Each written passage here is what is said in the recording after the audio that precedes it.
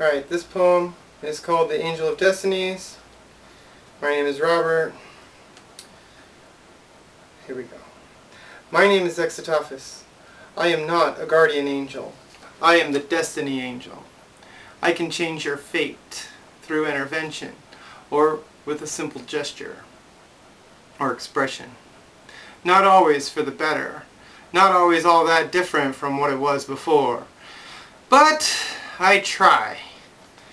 I try to help the meek inherit the earth. Perhaps by shaking the tree, I can amuse the squirrels or frighten the foxes, but sometimes the tree shakes me. The difference between living to crow at the sunrise and becoming breakfast is whether I plucked your egg from your mother's nest.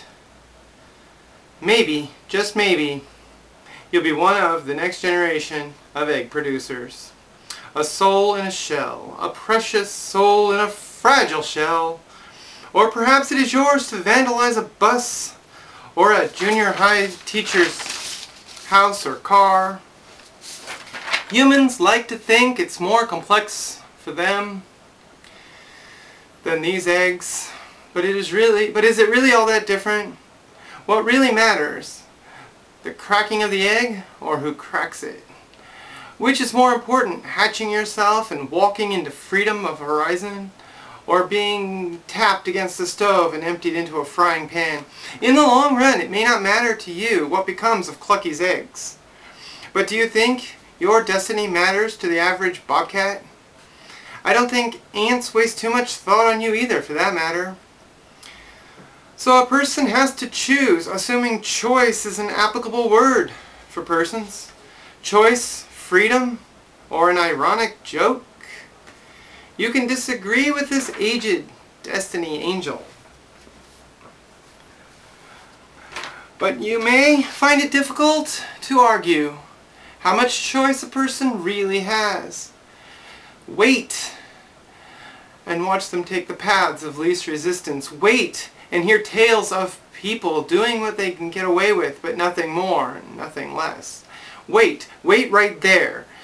If you can hear the songs of birds whose eggs did hatch, perhaps it is an omen. But if all you hear is the frying of the pan, it doesn't mean it isn't an omen still.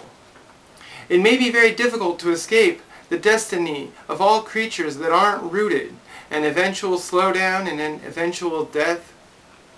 But we have consciousness, you scream. But what of our souls, our beautiful souls? Did you make it all up? Did your kind make it all up to comfort the very young and the very old, the sick and the dying? This act of generosity may have already backfired on your species. Large groups of humans hunting other humans or collecting converts. People collecting other people. Pardon my ironic smile. But your God wouldn't or would want you to kill each other in His name. Excuse me my blasphemy. I've had a good deal of time to consider and reconsider the mythologies of your people. Why can't you see how you are controlled by the hypocrites and the overzealous? Start that part over. Why can't you see how you are controlled by the hypocrites, the overzealous? Do you need direction so bad that you'll surrender your body, your life, your destiny, your identity to another? I thought I was kidding when I told my friend I'd devise a heist so I could spend some time in jail. Other people to control, others telling me where to go and when to get there. I wouldn't have to plan for the future. I'd have my room and board taken care of.